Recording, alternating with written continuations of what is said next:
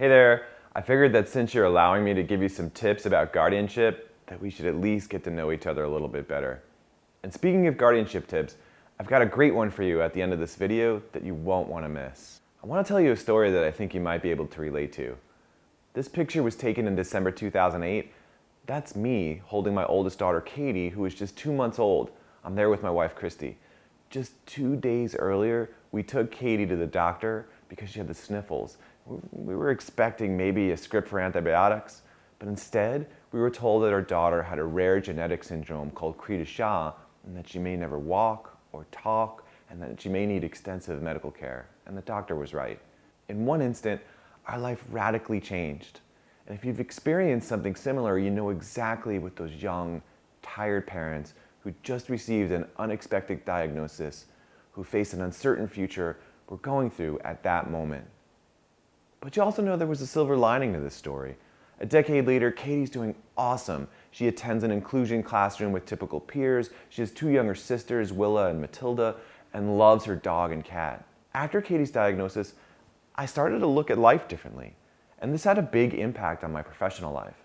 At that time, I was working as a business lawyer, and my career was all about getting the next deal done and landing that bigger client and getting a step ahead of the competition. And don't get me wrong, before the diagnosis, this was really exciting, but not so much afterwards. Chasing corporate deals just wasn't fulfilling any longer, and I felt this calling to find ways to use my skills that would better help families who'd been through a similar experience as my own. I started volunteering as a pro bono attorney with my local legal aid chapter, helping families get guardianship for their adult children with disabilities. I also help parents in IEP meetings, and I advocate for policy changes that help students with disabilities. It was through my volunteer work where I would frequently run into people who were struggling with guardianship. People like Ed, whose wife was going to become guardian of their daughter, and he felt like he was losing his rights to be a dad. Or Amy, whose friends had tormented her for seeking guardianship for her daughter. Or Laura, who put off getting guardianship because of the high cost of hiring an attorney until her daughter nearly got scammed by a door-to-door salesman.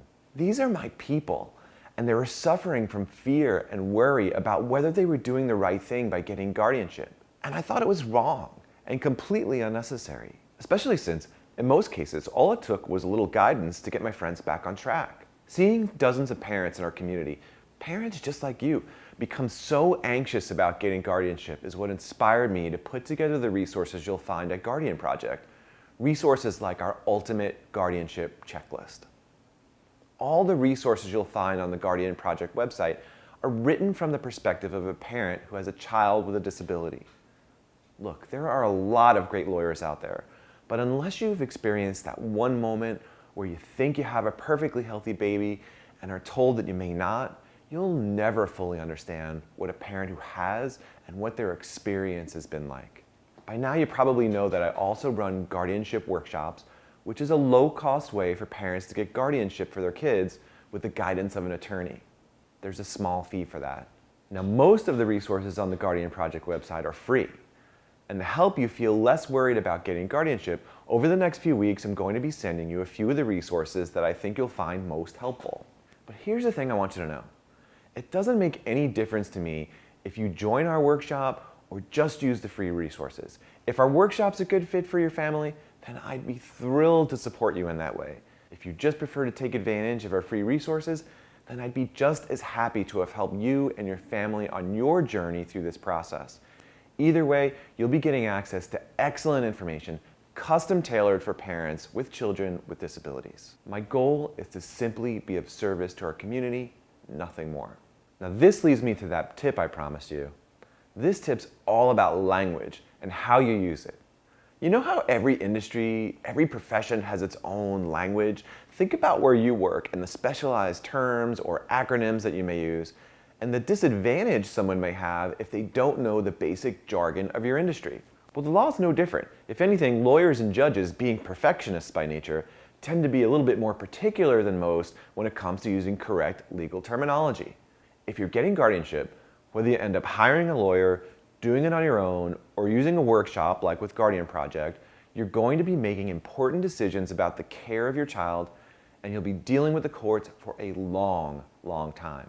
To make informed decisions, it's imperative that you begin to learn basic legal terms so that when you speak with lawyers or the courts, you're using the same language. If you don't, you risk making mistakes that can be very time-consuming or costly to fix down the road. Now, I mentioned earlier that I was a business lawyer, and even though I have a law license, guardianship law uses a completely different language than business law. And I had to learn the language of guardianship when I first got started. Get to know terms like ward, petition, letters, order, guardian advocate, and oath. To help yourself along, pull out your ultimate guardianship checklist, and you'll find a link to our complete guardianship glossary. In there, you'll find another video and a list of all the terms that you'll need to know. But we did it in one very unique way. All of the definitions were written specifically for parents seeking guardianship of a child with a disability. I encourage you to start to familiarize yourself with these terms as soon as you can. Well, future petitioner, this counselor hopes that you enjoy this new journey that you'll be taking with your child. I hope to see you again soon.